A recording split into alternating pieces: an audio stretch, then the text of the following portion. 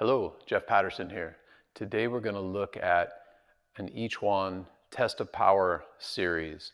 And with this, you can make adjustments with it. You can make it very challenging to where after the practice you don't even feel like you can walk, or we can do it a little bit more mellow as well. Today I'm going to show you kind of a little bit more of the extreme version of it first, and then I'll show you how you can modify it and do it if you have like knee or hip issues, to be a little bit more subtle with the practice as well. So we're going to do 4 different variations, and what I recommend, if you start at home, do at least 3 minutes, maybe 5 minutes in each variation. Usually when I do in class, I do about 5 minutes on each one, so it takes about 20 minutes to go through the set. If you need to shorten that a little bit and do 3 in each one, that is okay as well. So in the first variation, we start in a deep horse stance. Hands come up and out to the sides.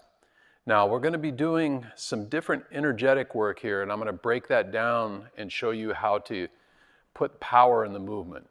The first is down and up with the legs, which is pretty simple. You sit down and stand up slowly. When you come up, the legs never lock out.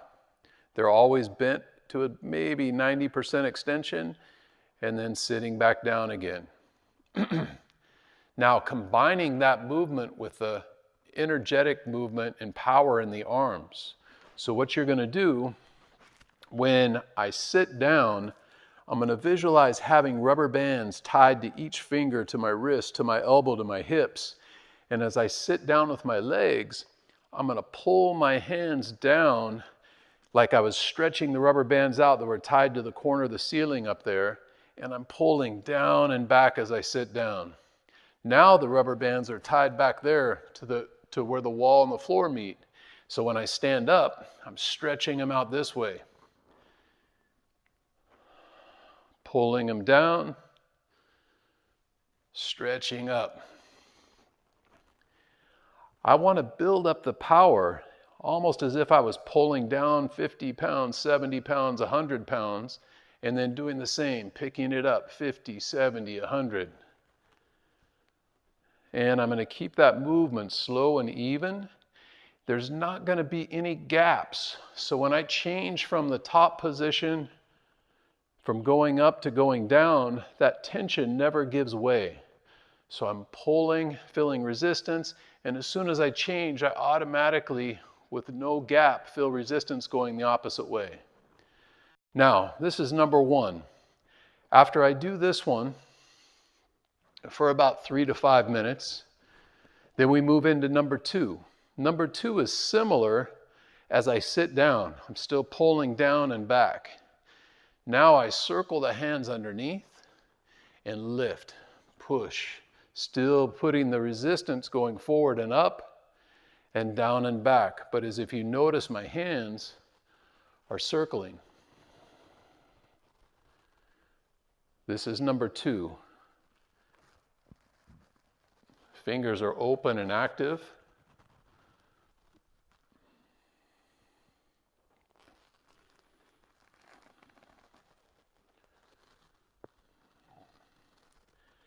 And I would continue this one for, again, at least 3, maybe 5 minutes.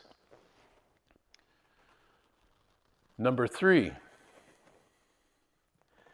Bring the hands down about as high as the navel when you're standing up.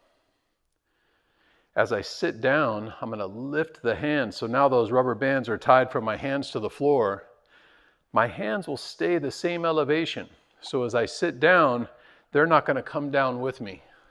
As I sit down, they're going to stay. If there's 3 feet between my palm and the floor, there's 3 feet as I sit down all the way. I raise them up.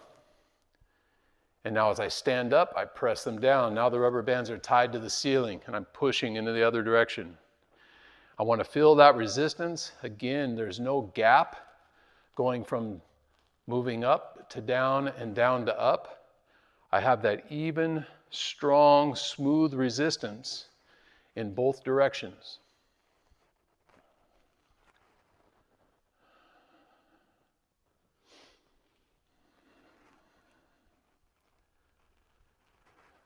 Good.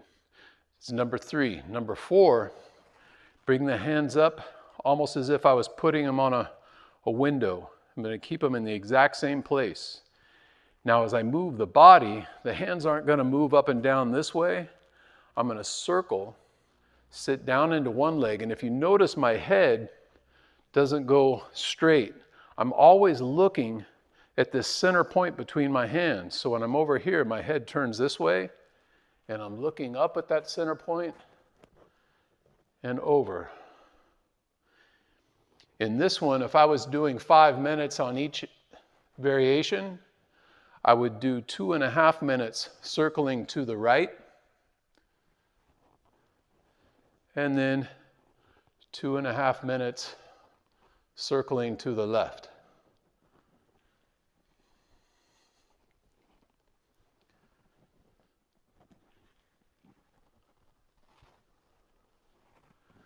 And relax. This is one series of YiChuan test of power exercises. There's hundreds of these practices in the YiChuan, and this one I really like. It's a great workout, good to do to challenge yourself a little bit. If you just did 5 minutes on each one of those and we're going deep and slow, you would be, your legs would be shaking. Remember, if you're new to this practice, shaking and sweating is not a bad thing. It's okay, it's normal. If you feel any pain because of an injury or anything like that, stop immediately. That's not what this is about. We're not working through physical limitations or injuries. This is if you're healthy. Now, if you know you have a knee injury or a hip injury, or you're not that flexible or strong yet, you can do all of these same practices with a much shallower stance. The trick is there's still no stopping at the top or the bottom. You're trying to keep that resistance so it never goes away, almost as if you were flying a kite and the wind's pulling hard on that kite and you're feeling that tension. That tension's never going to go slack. It's always going to have that constant aliveness, that feeling of pulling and pushing with the effort going up and down. So if I was doing in a narrower stance, it would look more like this. I pull down, I maybe only sit down 2 or 3 inches, and then I stand up. Again, when I'm standing up, I don't go all the way up, sit back down. So there's no resting at the top of the stance or the bottom of the stance. And I would just do with this sort of stance and this kind of effort for a little while until I built up a little more strength, and then eventually you can go back into doing some of these deeper movements. This is a great practice. It's part of the standing meditation or the YiChuan. Within the YiChuan, we do the standing postures, which there's hundreds of them, the test of power exercises, the walking exercises, and then also the push hand exercises. And we'll look into some more of that as we go along through these videos. Hope you enjoy the practice and good luck with your training. If you have any questions, please comment below or reach out to us through our private group and our Facebook page. Thank you.